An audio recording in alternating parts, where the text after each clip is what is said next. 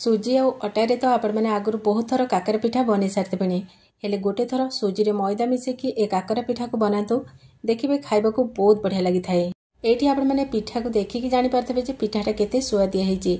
आगो को बहुत सारा पर्वपर्वाणी आसुची, दशहरा ओषा मध्य आसुची, तो गोटे थर ए रेसिपी को आपण मैंने निश्चय ट्राए कर परिबे। नमस्कार, सस्मिता कुक्स पर चैनल आ गोटे नुआ रेसिपी सहित आपण मानको अनेक अनेक स्वागत करछि। ताले चलतु डेरी न करिके आज रे सुआदिया रेसिपी को आरंभ करबा। तो प्रथमे आमे पिठा पई पूरा बनै नेबा। सेति पई फ्लेम ऊपर गोटे कड़े बसिबा। तापरे एबे आमे एथरे गोटे बड़ साइज रो कोरा हेतबा नडिया दबा। तापरे एठी आमे आधा गिना चीनी दबा। आपण माने चीनी जगह गुड़ मध्य नै परिबे। एबे कोन करबा ना फ्लेम को ऑन करबा और मीडियम फ्लेम रे नडिया को एठी आमे पाखापाखि 2 मिनिट पर्यंत बढ़िया से टिके भाजी नेबा। सांग माने आज वीडियो जदि आपण मानकु भल लागिबो लाइक करबे, शेयर करबे, चैनल रे नुआ थिले प्लीज सब्सक्राइब करनेबे, फेसबुक पेज रे देखुतले फॉलो तो निश्चय करनेबे। तापरे एठी आपण माने केतिकी नडिया नउचंते से हिसाब रे चीनी किबा गुड़ कम बेसी करि परिबे।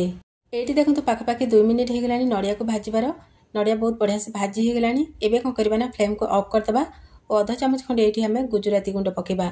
गुजराती गुंड पके साला परे आउ थरे सब को बढ़िया से मिसे नबा। एबे कोन करबा ना ए नडिया पुरा को गोटे जगह रे बाहर करके किछि समय ठंडा होबा पई छाड़ दबा। ता भितरे चलंतु हमें अन्य जिंस रेडी करनबा। तेर देखंतु मु गोटे बड़ जगाटे नेची। एबे कोन करबा ना सेतरे हमें गोटे गिनार माप करके एठी हमें 2 गिना सुजी नेबा। एठी आपण माने जे कोनसे गिना किबा कप रो माप करनेबे। तो एठी मु गोटे छोट गिनार माप करछि। से गिना रे एठी मु 2 गिना सुजी नेली। एबे हमें जो गिना रे 2 गिना सुजी नेथिले से गिना रे एबे गोटे गिना मैदा नबा। ता माने एठी हमें 2 गिना सुजी पई गोटे गिना मैदा नबा। तापरे सब को कोन करबा ना बढ़िया से एठी हमें मिसे नबा। अटा और सुजी रे तो आपण माने आगरु बहुत थर काकरा पिठा बनैथिबे। हेले गोटे थर सुजी और मैदा को मिसे की बनातो देखिबे खाइबा को बहुत बढ़िया लागिथाय। बढ़िया से मिसी गला। एबे कोन करबा ना फ्लेम ऑन करके गोटे कड़े बसिबा। एठी हमें फ्लेम को मीडियम हाई रे रखिबा। एबे हमें जो गिना रे सुजी मापी कि नैथिले 2 गिना सुजी से गिना रे कोन करबा ना एठी हमें 4 गिना खीर दबा। एठी हमें 2 गिना सुजी पई 4 गिना एठी खीर को दबा। खीर जगह रे आपण माने पानी मध्य देई परिबे। तापरे एठी हमें गोटे गिना मैदा जो देथिले ता पई कोन करबा ना आधा गिना खीर नबा। एठी हमें टोटल 4 गिना आधा एठी खीर नेले। एबे हमें फ्लेम को हाई रे रखिबा और खीर को गोटे बड़ फुटा आसीबा पर्यंत खीर को टिके फुटै नबा। एठी देखंतु खीर फुटी आसिलानी। एबे हमें फ्लेम को लो टू मीडियम रे कर दबा। तापरे एठी हमें आधा गिना चीनी पकेबा। एठी आपण माने स्वाद अनुसार आपण मानकर चीनी कम बेसी कर परबे। तापरे अल्प टिके लूण पकेबा जेहेतु मीठा जिंस बनौछि मीठाटा को से बैलेंस करबो। तापरे आधा चम्मच एठी हमें पान मधुरी पकेबा और लो टू मीडियम फ्लेम रे खीर को आ गोटे 2 मिनिट पर्यंत टिके फुटै नबा। एठी देखंतु खीर फुटिबार 2 मिनिट हे गलानी। एबे कोन करबा ना फ्लेम को पूरा लो रे रखिदबा और जो सुजी मैदा गोली की रखिथिले ताकु नै आसीबा। एबे कोन करबा ना धीरे धीरे खीर रे आको पके की बढ़िया से जंती नबा। एठी फ्लेम को बिल्कुल भी हाई करबेनी, फ्लेम को पूरा लो रे ही रखिथबे। तापरे सुजी को जेतल पकेबे पूरा चलौथबे एमिति ताकु बिल्कुल भी रेस्ट देबेनी, नहले कोन हबो ना पिंडा बांधी नबो। एठी जदि हमें फ्लेम को हाई करिकी सुजी मैदा को जंतीबा ताहले कोन हबो ना ठीक से जंती हबने, सुजी गुडा को बिंडा बिंडा रहिजबो। तो फ्लेम को लो रे ही रखिकी बढ़िया से जंती नेबे। सुजी जंती हे गला परे कोन करबा ना ताकु गोटे थाली रे बाहर करनबा और पाखापाखि 5-7 मिनिट पर्यंत टिके ठंडा हबा पई छाड़ी दबा। एठी देखंतु पाखापाखि 5-7 मिनिट हे गलानी। बढ़िया से टिके ठंडा हे गलानी। बेसी ठंडा करबा दरकार नै, टिके नख उषुम थबो। एबे हमें एथिरे गोटे चम्मच घियो पकेबा आ सुजी को बढ़िया से टिके नरम हबा जाय चकट नबा। एठी जदि जंतणी बेसी ठंडा हे जैतबा ताले कोन करबे ना गरम पानी टिके करनेबे और सेई पानी को देखि कोन करबे ना पूरा नरम करके बढ़िया से चकट नेबे। किछि समय परे देखंतु जंतणी बहुत बढ़िया से चकट हे गलानी, पूरा नरम हे जायछि। तो नख उषुम थबो चकटले बहुत बढ़िया से चकट हे जैताय। जदि ठंडा हे जबा ताले सेमति गरम पानी पके की चकट नेबे।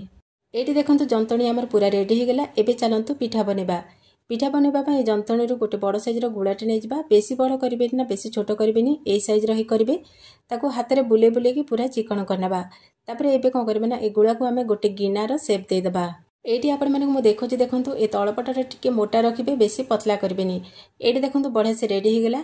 एबे कोन करबा ना एथरे हमें पूरा भर दबा। हमें जो नडिया पूरा बनैथिले से देखंतु बढ़िया से ठंडा हे गलानी। एबे हमें कोन करबा ना 2 चम्मच भरि के एठी नडिया पूरा दबा। नडिया पूरा टिके अधिका दबा, पिठा खाइबा को बहुत बढ़िया लागबो। तापरे कोन करबा ना आको हमें एम्ति हाथ रे पूरा साइज करिकी बुले बुले की मुहटा को तार बंद कर दबा। तापरे जो एक्स्ट्रा जंतणी बाहरिबो ताको कोन करबा ना एम्ति बाहर करनबा। एबे कोन करबा ना पिठा को पापुली ऊपर रखिबा आ ताको एम्ति गोल गोल बुले की बढ़िया से साइज करनबा। तापरे हाथ रे टिके एम्ति ताको प्रेस करिकी साइज करनबा। तो एठी आपण माने देखि पारते पिठाटा केते बढ़िया से प्रस्तुत हे जायछि।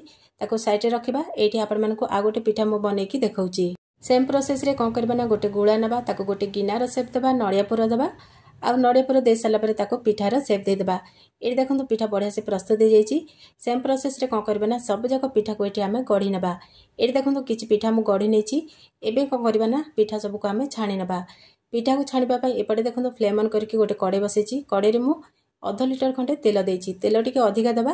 तेल को ये मीडियम फ्लेम रे टिके बढ़िया से गरम करनबा।